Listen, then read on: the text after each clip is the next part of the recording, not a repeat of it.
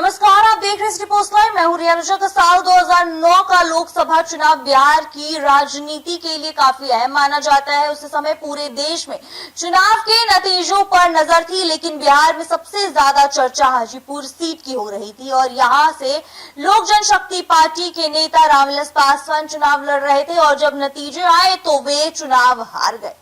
दूसरी ओर आपको बता दें कि छपरा सीट से लालू प्रसाद यादव जीत गए और कांग्रेस के नेतृत्व वाला यूपीए सरकार बनने की स्थिति में था, लेकिन रामविलास पासवान ने सामने जो उनकी सबसे बड़ी चिंता थी वह थी उनका सरकारी बंगला। जी हाँ, रामविलास पासवान को साल 1990 में केंद्रीय मंत्री बनने के बाद दिल्ली के 12 जनपद में सरकारी आवास मिला था। वे कई वर्षों तक इसी बंगले में रहे, लेकिन 2009 में चुनाव हारने के बाद उनका मंत्री पद चला गया। जी हाँ, नियम के अनुसार उन्हें सरकारी बंगला खाली करना पड़ता और ऐसे समय में उन्होंने सिर्फ अपने पुराने मित्र लालू प्रसाद यादव की मदद ली।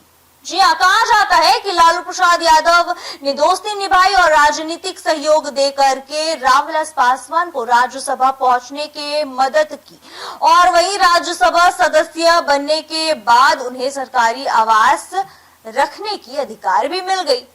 और आपको बता दें कि 12 जनपद का बंगला भी उनके पास बना रहा। हालांकि साल 2020 में रामविलास पासवान के निधन के बाद उनके बेटे चिराग पासवान उस बंगले को नहीं बचा सके। आखिरकार साल 2022 में उन्हें वह आवास खाली करना पड़ा और समय के साथ राजनीति बदली और अब बारी लालू परिवार की आई। जी हाँ, राबड़ी देवी को नया सरकारी आवास मिलने के बाद उन्हें लंबे समय से रह रहे 10 सर्कुलर रोड बंगले को खाली करना पड़ा और यह बंगला सिर्फ एक घर नहीं बल्कि राष्ट्रीय जनता दल की राजनीति का अहम केंद्र माना जाता है। वही आपको बता दें कि यही वह जगह है जहां बड़ी बड़ी राजनीतिक बैठकें हुई और महत्वपूर्ण फैसले भी लिए गए। यही वो घर है जहां लालू परिवार की कई यादों में सिमटी हुई यादें हैं, जुड़ी हुई यादें हैं लालू प्रसाद यादव के परिवार की। बिहार की राजनीति में 5 देश रत्न मांग भी काफी चर्चा रहा। आपको बता दें कि बिहार की राजनीति में 5 देश रत्न मांग भी काफी चर्चित रहा। साल 2015 में महागठबंधन सरकार बनने के बाद यह बंगला तेजस्वी यादव को मिला था और बंगले को शानदार तरीके से सजाया गया था, लेकिन कुछ ही समय बाद सरकार बदल गई और उन्हें बंगला खाली करना पड़ा। उन्होंने अदालत का भी दरवाजा खटखटाया, लेकिन राहत नहीं मिली।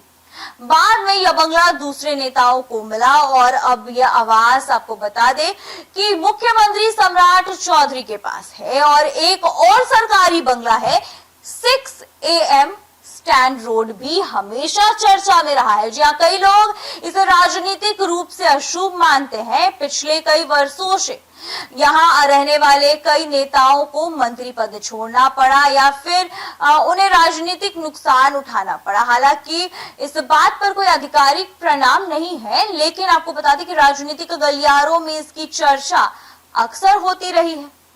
बिहार की राजनीति में सरकारी बंगले केवल रहने की जगह नहीं माने जाते, कई बार ये सत्ता, दोस्ती और राजनीतिक बदलाव की पहचान बन जाते हैं। जी हाँ, 12 जनपद, 10 सर्कुलर रोड, 5 देश रत्न मार्ग और 6 AM स्टैंड रोड जैसे पते आज भी बिहार की राजनीति की कई बड़ी कहानियों के गवाह माने जाते हैं। तो फिलहाल इस खबर में इतना ही। बने रहिए हमारे साथ, देखते रहिए सिटी पोस्ट लाइव। तब तक के लिए धन्यवाद।